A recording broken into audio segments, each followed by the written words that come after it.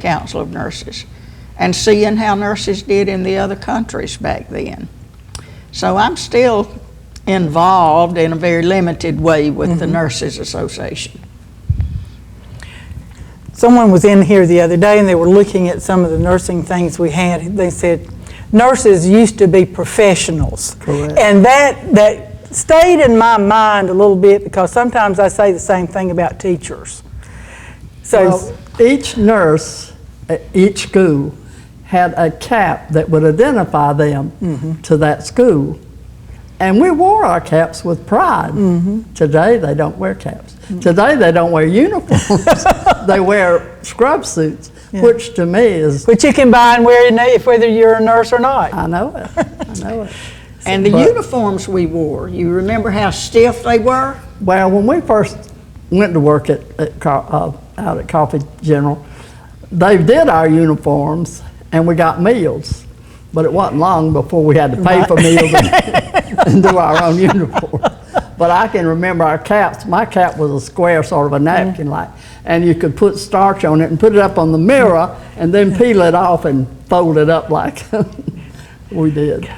And the nurses didn't wear pants. Oh, No, we did not wear pants. We did not wear fingernail polish. In didn't fact, wear in training, we had to wear hairnets.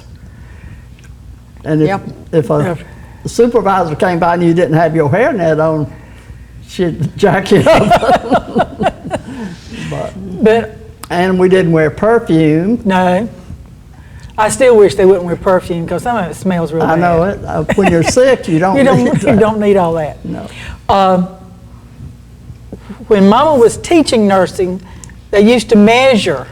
The uniforms could only be no more than 3 inches above the knee. And the students had the mistaken idea that you stood straight up and measured from the uniform to the knee. No, you kneel down on the floor and you measure 3 inches from the floor, and that's the length the uniform had to be. Now that was back when I was teaching at South Georgia College. When I was in nursing school, you could take our uniforms and pull the skirt out a little bit and stand them up, and they were so stiff they would stand. They would not fall, they would stand. That's how stiff they were with starch. And ours had to be below the knee. Usually about mid-calf. About mid-calf. But now the cadet nursing corps just ahead of me in school, theirs had to be mid-calf. And theirs was very stiff. And our cap came to a point in the back. And in Savannah, there was not only Warren A. Candler Hospital, there was St. Joseph Hospital School of Nursing. Well, St. Joe, we used to play them in basketball, the girls did. And St. Joe always said we were the flying nuns because our cap came to a point in the back. When I was at Crawford Long in the early 50s, they gave Crawford W. Long to Emory University. Right. So now it's part of Emory University. And that was back in the 50s that it was given. I just remember seeing nurses bend over the beds and with the short skirts on. Right. And I got to thinking, pants aren't all that bad an idea if they're going to wear them that short. Right. It's better than showing everything. That's true. That's true. I know y'all have been in hospitals since then as patients and visiting and whatever. Give me 2 or 3 things that you think the nursing profession should put back in their job? Responsibility, professionalism, as we've already discussed, and more caring than charting and computer. We are nursed by a computer. Right. That's not nursing. No. You don't care for your patient. You go in and the first thing you do is You don't talk to the patient. The patient requires care. Somebody to talk to. And we did. We cared for them. And you've heard me say many a time, the caring seems to be missing from the nursing profession. It's a job, it's a business today. But caring was the first thing we were taught, that you have to care and love your patients, you know. And if you don't care for them, then how can you support them in their health choices? Nursing is a calling. It should be. It really is. If you're called to be a nurse, you're going to care. But if you're called because you think you're going to make You're always money, going to find a job. you're going to make money. Yeah. Yep. Money doesn't mean as much as caring for somebody. Well, let's get a little iffy now. Okay. What do you think should change with the relationship with doctors? Because I know the doctors are nothing like that I had when I was growing up. Sage Harper would sit and talk to you for an hour, hour and a half when you went to his office. In the operating room, I had doctors come and talk to me 10 or 15 minutes. Usually I just have to get up and leave. Yeah. But they needed to vent, Right. and I knew that. But today, they don't even go in a room and speak to the person. They just don't seem to. There's no other contact. They just don't seem to connect like our doctors did. And our doctors could look at a patient and talk to a patient and usually find out what was going on. Now they try to do it by all this Computer. work, all this blood work, x-rays. And that doesn't tell everything. It doesn't, you know. You miss a lot by not connecting with that patient. I guess, Carol, you can relate to this too. And don't misunderstand me. I like my local doctors. But the doctor who did my surgery in Savannah went way beyond what I see doctors do in today's world. The first thing he did was hand me his cell phone number and tell me if I had any questions, you call my cell phone and talk to me. You don't call my office and talk to the nurses.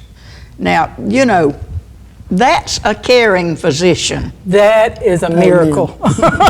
Now, my surgery was March of 15.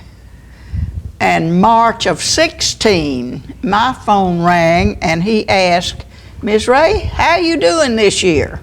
You know, that's caring. That's the type of caring I'm talking about for doctors and nurses. Right. Doctors are busy, I understand that.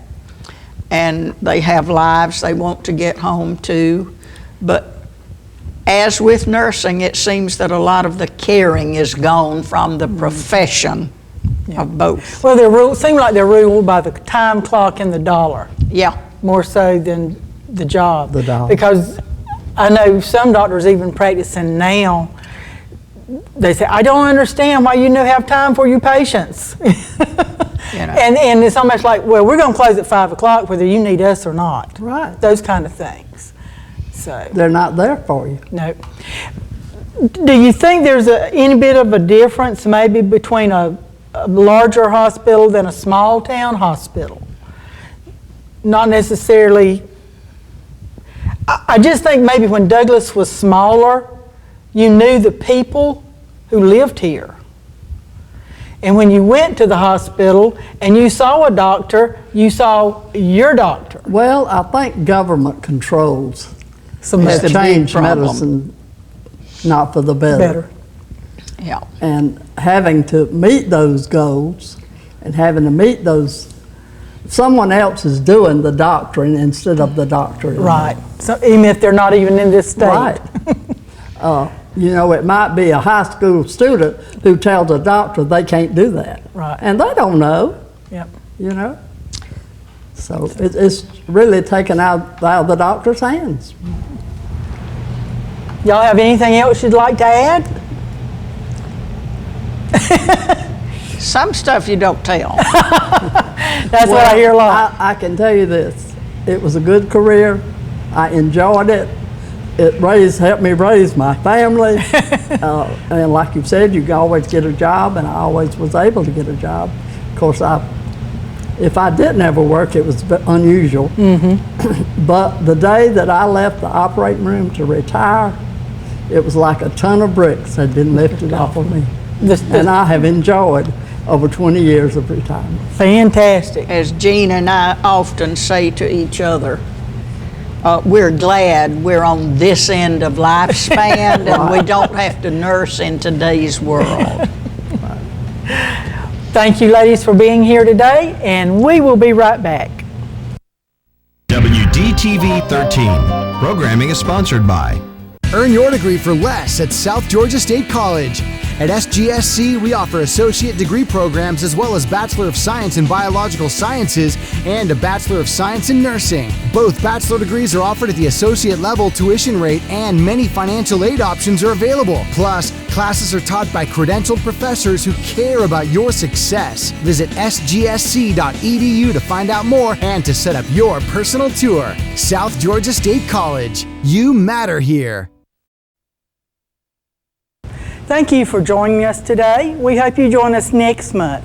In the meantime, I've got some information for you. The memory project we've been working on has been extended through the month of September. We had some computer glitches and time constraints.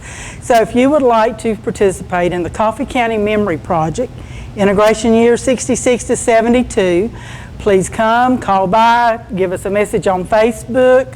Number's 381-1135. Just let us know. Also, we have a new exhibit that's opened up this month. It's Supporters of Athletics. This is cheerleaders, band, parents, announcers, all the people over the years who have supported athletics in Coffee County. We have a little event coming up in October that is going to be very interesting. We're going to have a walk through the neighborhood. The neighborhood is the strange part sometimes. It is a Douglas City cemetery.